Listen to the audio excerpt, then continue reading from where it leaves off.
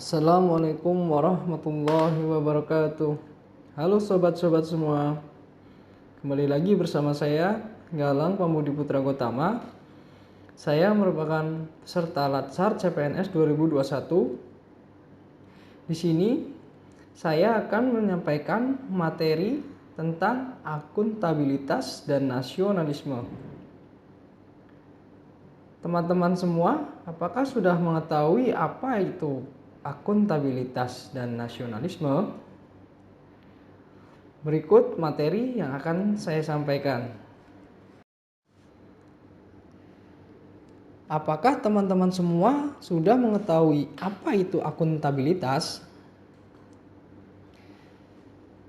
Akuntabilitas adalah sebuah kewajiban pertanggungjawaban yang harus dicapai. Sedangkan responsibilitas adalah kewajiban untuk bertanggung jawab. Ingat ya teman-teman, itu merupakan dua konsep yang berbeda. Di sini saya akan menyampaikan materi tentang akuntabilitas, yaitu konsep akuntabilitas, mekanisme akuntabilitas, akuntabilitas dalam konteks, dan PNS yang akuntabel. Ya, kita masuk ke dalam bab yang pertama, konsep akuntabilitas. Yang mana konsep akuntabilitas terdiri dari aspek-aspek akuntabilitas, akuntabilitas publik, dan tingkatan akuntabilitas.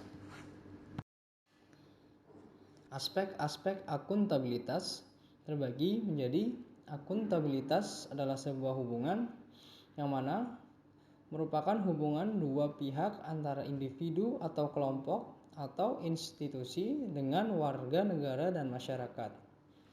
Yang kedua, berorientasi pada hasil. Hasil yang diharapkan adalah aparat pemerintah yang bertanggung jawab, adil, inovatif, dan mendapatkan hasil yang maksimal. Yang ketiga, membutuhkan laporan. Hasil dengan bukti nyata. Berbentuk laporan kinerja, individu, atau institusi.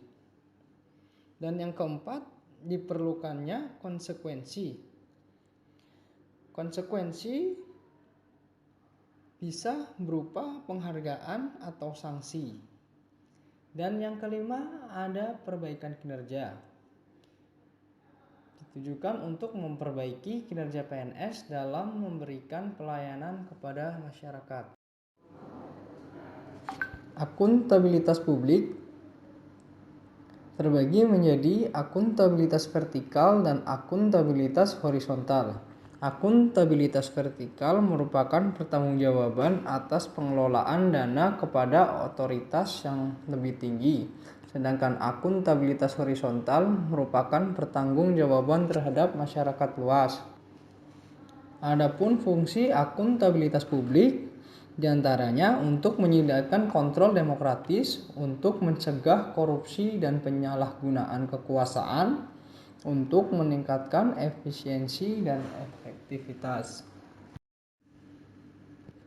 Tingkatan akuntabilitas terdiri dari akuntabilitas stakeholder, akuntabilitas organisasi, akuntabilitas kelompok, akuntabilitas individu, dan akuntabilitas personal.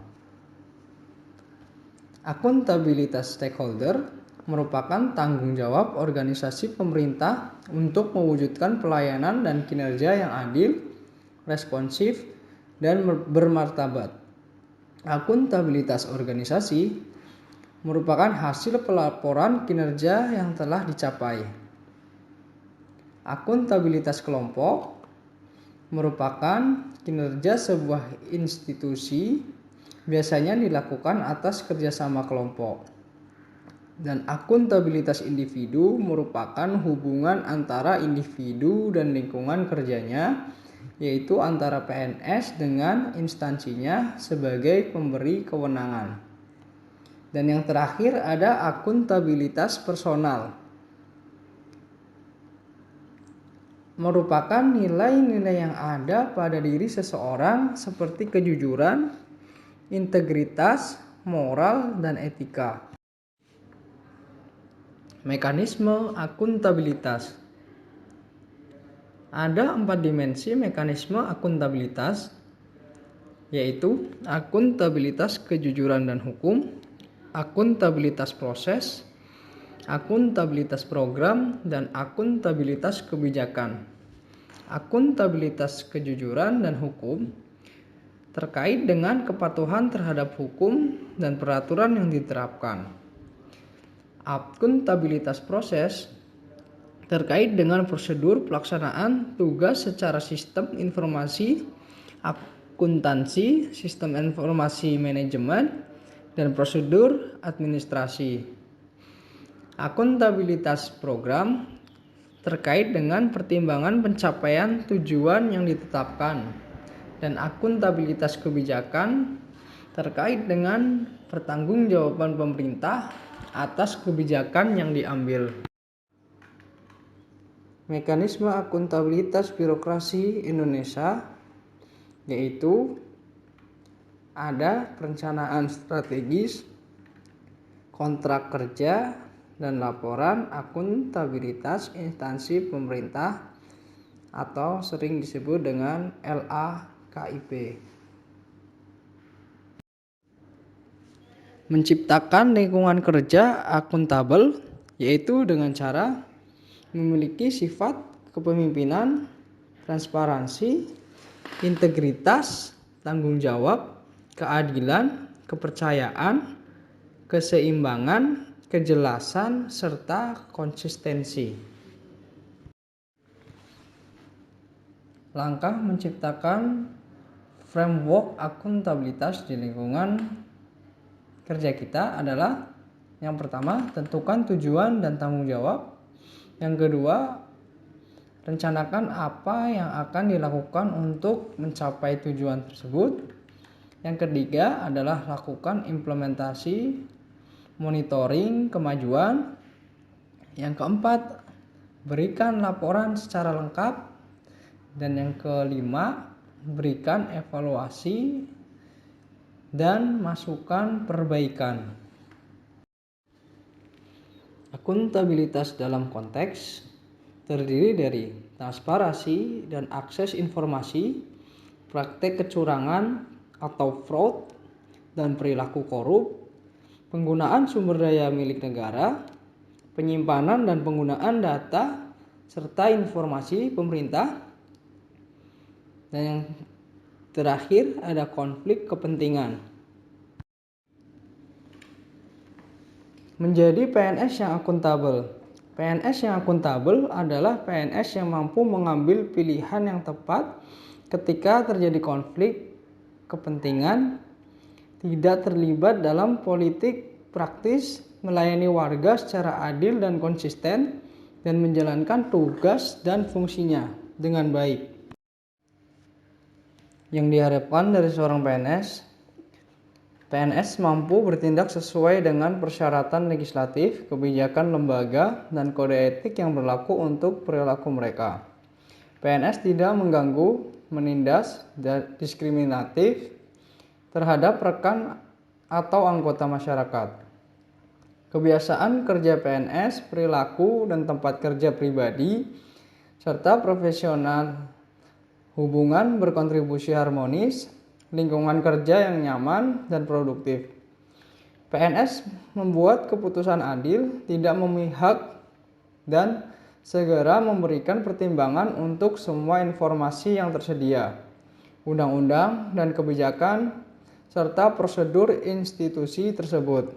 PNS memerlukan anggota masyarakat dan kolega dengan hormat, penuh kesopanan, kejujuran, dan keadilan, serta memperhatikan secara tepat untuk kepentingan mereka, hak-hak, keamanan, dan kesejahteraan.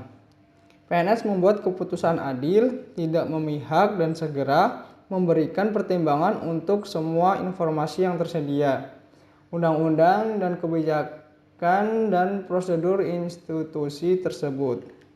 PNS melayani stakeholder atau lingkup pemerintah, swasta, atau masyarakat setiap hari dengan tepat waktu dan memberikan masukan, informasi, serta kebijakan.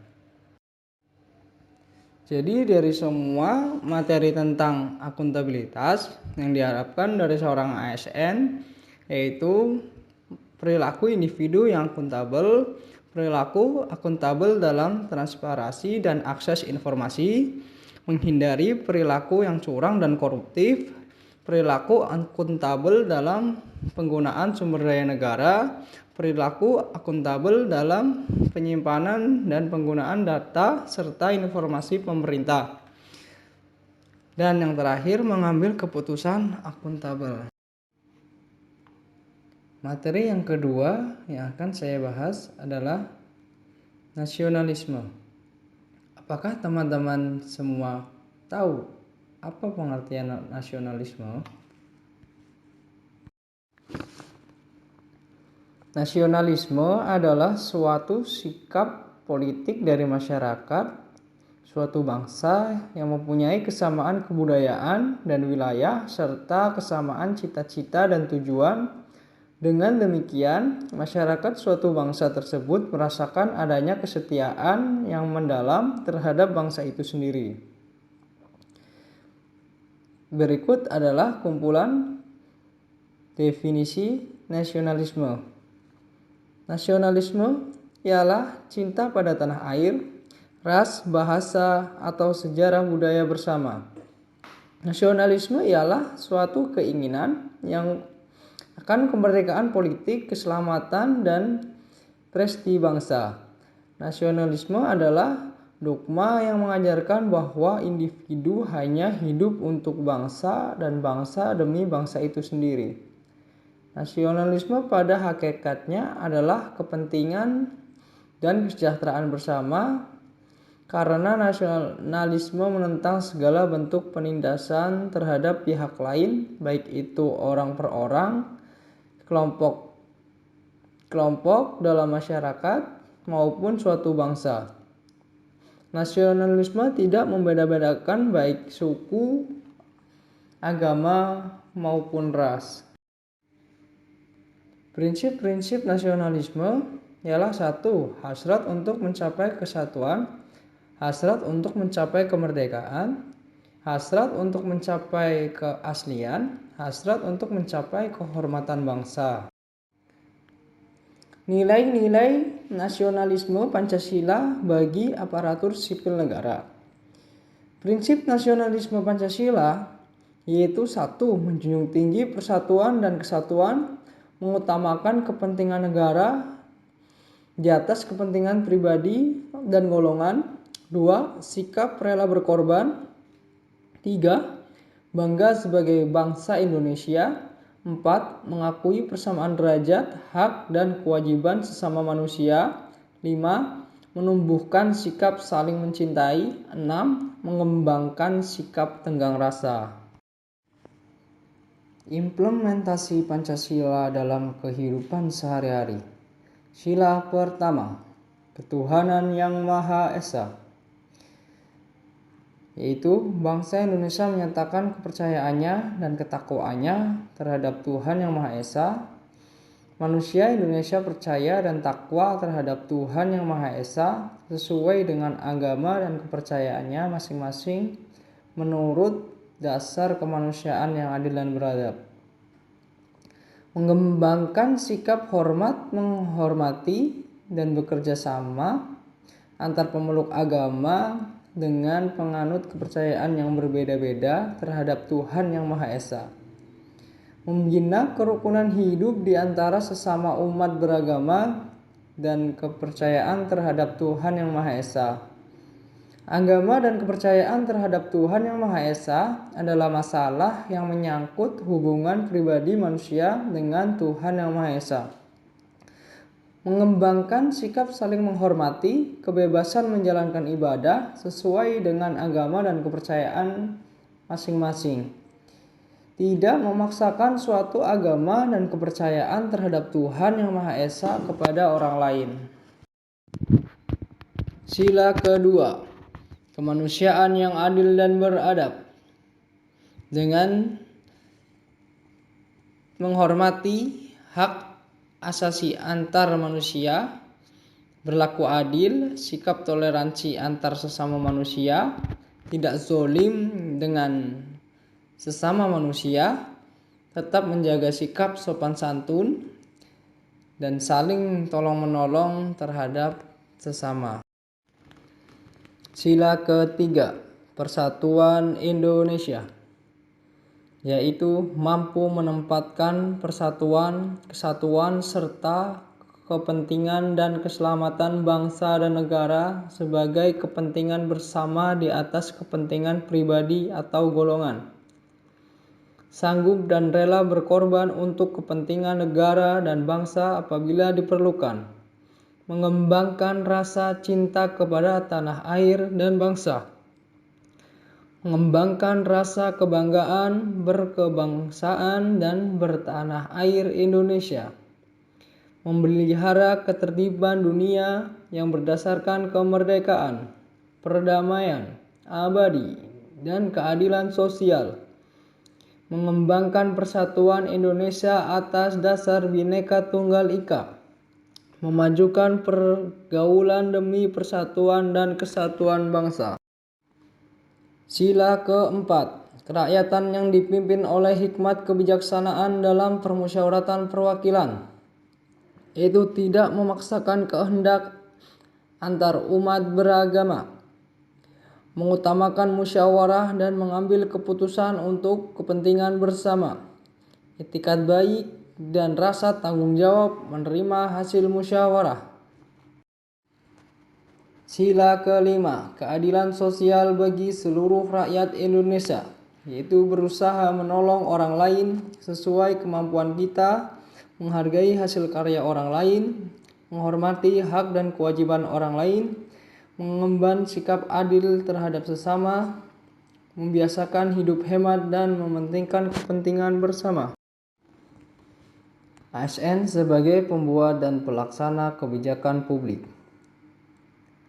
ASN harus memiliki nilai-nilai kepublikan berorientasi pada kepentingan publik dan senantiasa menempatkan kepentingan publik, bangsa, dan negara di atas kepentingan lainnya. Mengedepankan kepentingan nasional ketimbang kepentingan sektoral dan golongan. ASN harus memiliki karakter dan orientasi kepublikan yang kuat dan mampu mengaktualisasikan dalam setiap langkah-langkah pelaksanaan kebijakan publik. Sebagai pelayan publik, kita harus memiliki sikap adil, tidak diskriminasi dalam memberikan pelayanan kepada masyarakat, profesional dan berintegritas dalam memberikan pelayanan, menjunjung tinggi nilai-nilai kejujuran, keadilan, tidak korupsi, transparan, akuntabel, dan memuaskan publik. Moto yang harus kita pegang yaitu melayani dengan amanah, memberikan yang terbaik.